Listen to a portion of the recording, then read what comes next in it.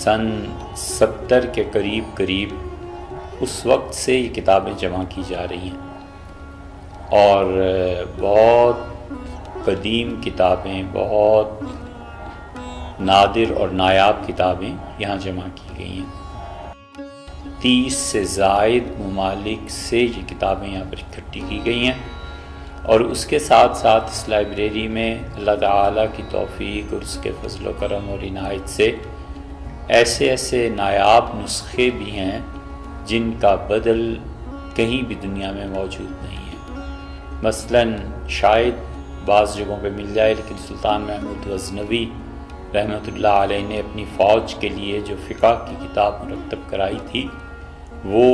کئی 100 سال پرانا نسخہ ہمارے یہاں ہے۔ اس کے ساتھ ساتھ آڈیوز ہیں، بہت نایاب ہیں۔ اس کے ساتھ ساتھ نوادر، مخطوطات، ان سب چیزوں کو اگر ملایا جائے تو ان کی تعداد تقریباً 1 لاکھ تک پہنچتی ہے، اور اللہ تعالیٰ کا احسان ہے کہ یہاں پر کتاب و سنت، تفسیر، حدیث، فقہ، قانون، سوانح، ادب، لٹریچر اور ان تمام موضوعات پر، اور اس کے علاوہ بھی چند موضوعات پر اتنا مواد موجود ہے کہ کوئی آدمی ڈاکٹریٹ کرنا چاہے یہاں پہ تو اسے باہر کہیں جانے کی ضرورت نہیں۔ تمام سہولتیں اور اسباب اور وسائل اللہ تعالیٰ نے یہاں اس کے لیے مہیا کر رکھے ہیں۔ کتابیں ہیں، رہائش یہاں پہ فری ہے، کھانا پینا فری ہے۔ اگر کوئی آدمی کام کرتا ہے، اور ماشاءاللہ ملک کے اطراف و اکناف سے بہت سے طلباء یہاں آتے ہیں اپنے علم کی پیاس بجھانے، PhD تھیسس لکھنے کے لیے، اور بسا اوقات بچے ایسے بھی آ جاتے ہیں، اللہ تعالیٰ ان کے شوق کو سلامت رکھے، وہ یہ کہتے ہیں کہ کرایہ دے دیجئے، تو کرایہ بھی ان کے کا بندوبست خود لائبریری کرتی ہے اور اس کا عملہ کرتا ہے، تاکہ ہمارے بچے زیادہ سے زیادہ شوق اور ذوق سے پڑھیں، اور کسی کو کبھی بھی زندگی میں یہ شکایت پیدا نہ ہو کہ اس کے لیے علم کا حصول دشوار تھا، یا یہ کہ اس کی زندگی کتابیں جمع کرنے میں گزر گئی اور افسوس کہ وہ پڑھ نہ سکے۔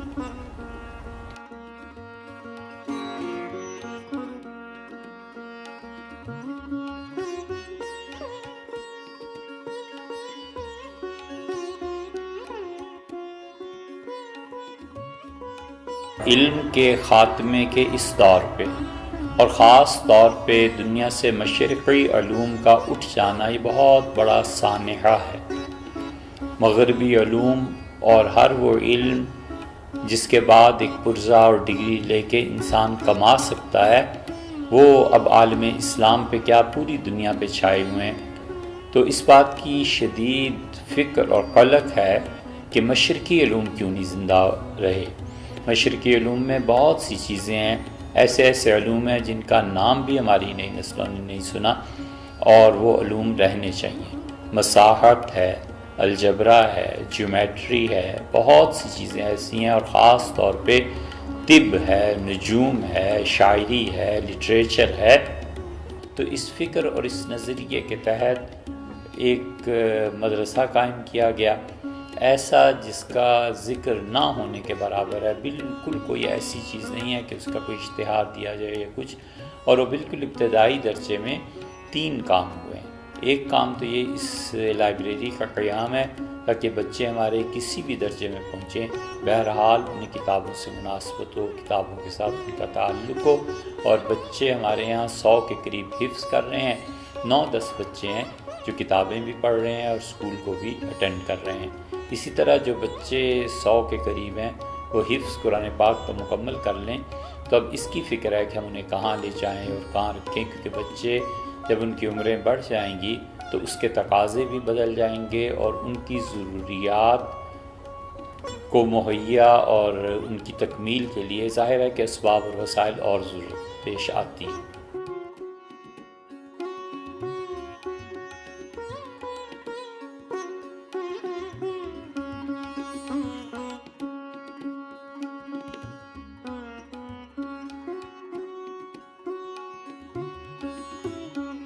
سملی ڈیم کے قریب